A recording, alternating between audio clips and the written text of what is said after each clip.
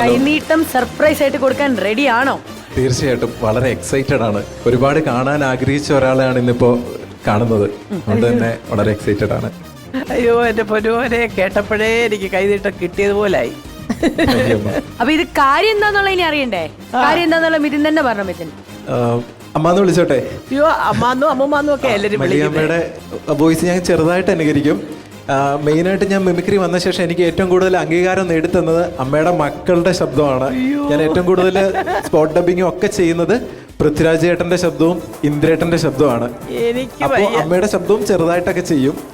അപ്പൊ ഇന്ന് നമുക്കൊരു കാര്യം ചെയ്യാം. അതൊക്കെ സന്തോഷമല്ലേ? അതെ, നമുക്ക് 3 പേരുടെ സൗണ്ട് ഒരുമിച്ചൊന്ന് കേട്ട് നോക്കാം. തീർച്ചയായും. ഓക്കെ. അപ്പൊ ഒരു ക്രിയേറ്റഡ് സ്റ്റോറിയാണേ. ലൂസിഫർ എന്ന സിനിമയില് അമ്മയ്ക്ക് വേഷം കൊടുത്തില്ല എന്ന് പറഞ്ഞിട്ടൊരു പരാതി. ഓക്കെ. എടാ മോനെ രാജു, നീ ചെയ്ത ഒട്ടും ശരിയായില്ല. എന്താ ചേട്ടാ? നിന്റെ സിനിമ, നീ ആദ്യമായിട്ട് സംവിധാനം ചെയ്യുന്ന സിനിമ, അതില് നമ്മുടെ അമ്മയ്ക്ക് വേഷം കൊടുക്കാത്ത വളരെ കഷ്ടമായി പോയി. എടാ മോനെ, ഒന്നുമില്ലേലും പെറ്റ തള്ളയില്ലേടാ, എനിക്കൊരു വേഷം നിനക്ക് തന്നുകൂടായിരുന്നോ? അമ്മ ആക്ച്വലി ആ സിനിമയിൽ സ്ത്രീ കഥാപാത്രങ്ങൾ അധികം അമ്മയ്ക്ക് പറ്റിയതില്ല. പിന്നെ ആകെയുള്ളത് പ്രിയദർശിനി രാംദാസ്. അത് എനിക്ക് തോന്നുന്നു മഞ്ജു വാര്യർ ആദ്യം മനോഹരമായി ചെയ്തു. മഞ്ജു തന്നെയാണ് അതിൽ ഏറ്റവും ആപ്റ്റായിട്ട് എനിക്ക് തോന്നുന്നത്. പിന്നെ അമ്മയ്ക്ക് എവിടെയാണ് ഈ ഒരു സിനിമയിൽ നല്ലൊരു കഥാപാത്രം? എടാ, മുരളി ഗോപി നമ്മുടെ പയ്യനല്ലേ, അവനെ വിളിച്ചിട്ട് ആ തിരക്കഥയിൽ എനിക്കൊരു നല്ല വേഷം തന്നുകൂടായിരുന്നോ? അമ്മേ, ആക്ച്വലി തിരക്കഥാകൃത്ത് എന്ന മുരളിയുടെ സ്വാതന്ത്ര്യത്തിൽ കൈകടത്തുന്നത് ഉചിതമല്ല എന്നാണ് എൻ്റെ വിശ്വാസം. ഞാനത് ചെയ്യില്ല. ഓക്കെ, ശരി, അങ്ങനെയെങ്കിൽ അങ്ങനെ. എന്നാലേ അതിൻ്റെ 2ാം ഭാഗം വരുന്നുണ്ടല്ലോ, തമ്പുരാൻ. അതിലൊരു വേഷം തരാൻ മേലേ? അമ്മേ, തമ്പുരാനല്ല, എമ്പുരാൻ. എമ്പുരാൻ ഏത് രായനെങ്കിലും ആട്ടെ, തമ്പുരാനെന്ന് പറഞ്ഞപ്പോഴാ ഓർത്തത്. അതെ, തമ്പാനൂർ വരെ എനിക്ക് അർജന്റായിട്ട് പോകാൻ നിന്റെ ലംബോർഗിനി ഒന്ന് വേണമായിരുന്നു.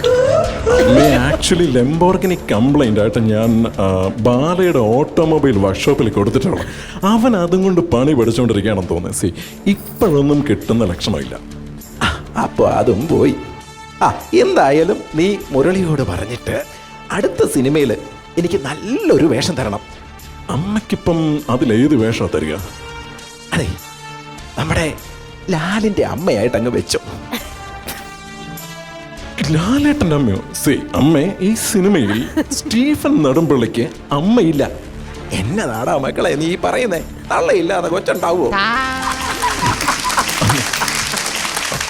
അമ്മയെ ആക്ച്വലി നമ്മൾ ഈ സിനിമയിൽ, അതാണ് എൻ്റെ സസ്പെൻസ്, ആ സിനിമയിൽ നമ്മൾ അദ്ദേഹത്തിൻ്റെ അമ്മയെ നമ്മൾ റിവീൽ ചെയ്യില്ല. എന്നാ റിവീൽ ചെയ്യണം അടുത്ത തവണ. അതെ, ലാലിനേക്കാളും നല്ലൊരു ഇൻട്രഡക്ഷൻ എനിക്ക് തരണം കേട്ടോ. ഹെലികോപ്റ്ററിന്റെ മോളിൽ നിന്ന് വേണം അത് ഷൂട്ട് ചെയ്യാൻ എൻ്റെ ഇൻട്രോസീൻ. അമ്മേ, ആക്ച്വലി സിനിമയുടെ കഥാഗതിയെ ബാധിക്കുന്ന രീതിയിലോ അല്ലെങ്കിൽ കാസ്റ്റിങ്ങിന് അനുകൂലമല്ലാത്ത രീതിയിലോ ഞാൻ ഒരിക്കലും കഥാപാത്രങ്ങളെ കാസ്റ്റ് ചെയ്യില്ല. അതിൻ്റെ തീരുമാനമാണ്. നന്നായിടാ മക്കളെ, നീ ചെയ്തതാ ശരി. നിന്നെ പറ്റിക്കാൻ വേണ്ടി പറഞ്ഞതല്ലേ ഞാൻ.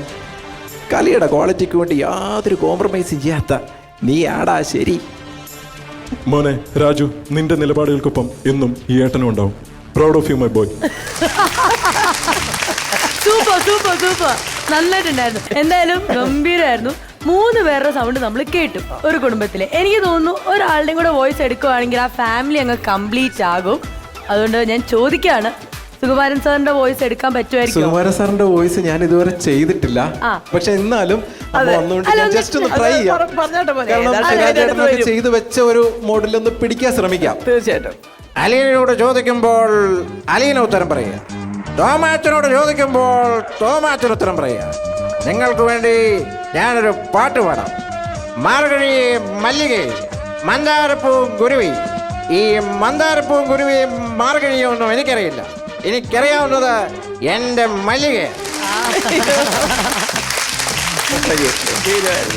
ഫുൾ ഫാമിലി ഇപ്പോഴാണ് കംപ്ലീറ്റ് ആയത്. ഇനി നമുക്ക് എന്താണ് അടുത്തത് നമുക്ക് കാണാൻ പറ്റുന്നത്? ഇത്ര നേരം കുറെ ഡയലോഗ്സ് അല്ലേ കേട്ടെ. ഇനി വേറൊരു വോയിസ് മോഡുലേഷൻ പാട്ടായാലോ? പാട്ട് രാജുവേട്ടൻ പാടുവാണ്. രാജുവേട്ടനും പാടാം, ഇന്ദ്രേട്ടനും പാടാം. അപ്പോ എന്തായാലും കേൾക്കാം, കേട്ടു നോക്കാം.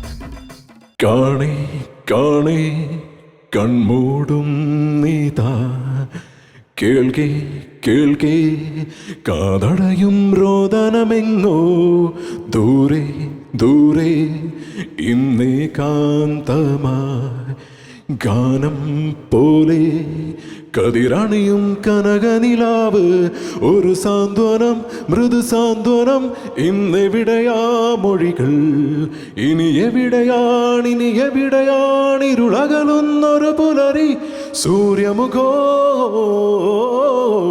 ഇനിയൊരു പുതിയ മുഖം സൂര്യമുഖോ ഇനിയൊരു പുതിയ മുഖം. അപ്പൊ ഇനി നമുക്ക് ഇന്ദ്രന്റെ സോങ് കേട്ടാലോ? ഓക്കെ. കടുവായി കിടുവ പിടിക്കുന്നേ കമ്പമ്പോ മറയും തന്നെ ചായം പൂശുന്നേ കമോൺ അമ്മ കലവും പോയേ കാനാടിക്കുട്ടിച്ചാത്ത ആഹാ സ്വാഹ ഹോയ് ഹോയ് ഹോയ്. എങ്ങനെയുണ്ടായിരുന്നു ഞങ്ങളുടെ കൈനീട്ടം തിരിച്ചുള്ളത്? തീർച്ചയായിട്ടും ഭയങ്കര കൈതീട്ടായി കുറച്ച് ഊടിപ്പോയി. ആണോ? ഈ സോങ് ഷൂട്ട് ചെയ്തുകൊണ്ടിരിക്കുന്ന സമയത്ത് നന്നായിട്ട് പാടാൻ അറിയാവുന്ന ഒരാള് ഒട്ടും പാടാൻ അറിയാൻ പാടില്ലാത്ത ഒരാളുടെ പോലെ പാടുക എന്ന് പറയുന്നത് ഏറ്റവും വലിയ പ്രശ്നം.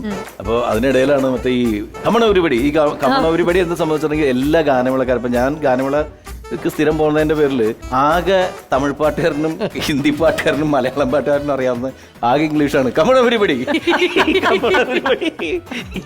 ഒരുപടി പറയാത്ത പാട്ടുകാരുണ്ടാവില്ല.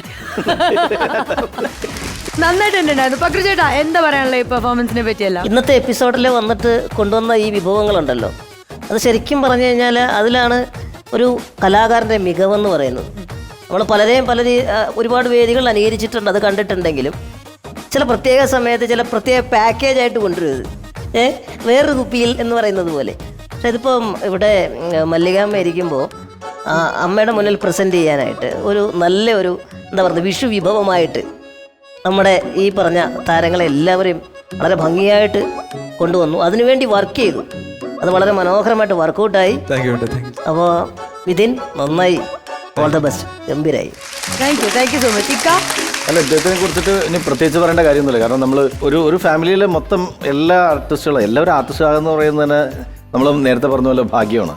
അപ്പോൾ അവരെല്ലാവരും ശബ്ദം അനുകരിക്കുക, ആ ശബ്ദങ്ങൾ എല്ലാവർക്കും അത് കേൾക്കുന്നവർക്ക് മുഴുവൻ ഒരു ഫാമിലിയിലെ മൊത്തം ആളുടെ ശബ്ദം തിരിച്ചറിയുക എന്നൊക്കെ പറയുന്നത് എനിക്ക് വേണം ചേച്ചിക്ക് മാത്രം കിട്ടിയിരിക്കുന്ന ആ ഫാമിലിക്ക് മാത്രം കിട്ടിയിരിക്കുന്ന ഭാഗ്യം. അല്ലാതെ ശരിക്ക് 1-2 പേര് ചിലപ്പോൾ ആർട്ടിസ്റ്റായി വന്നിട്ടുണ്ടാകും, പക്ഷെ മൊത്തം ഫാമിലി ആർട്ടിസ്റ്റുകൾ എന്ന് പറയുന്നതിൻ്റെ.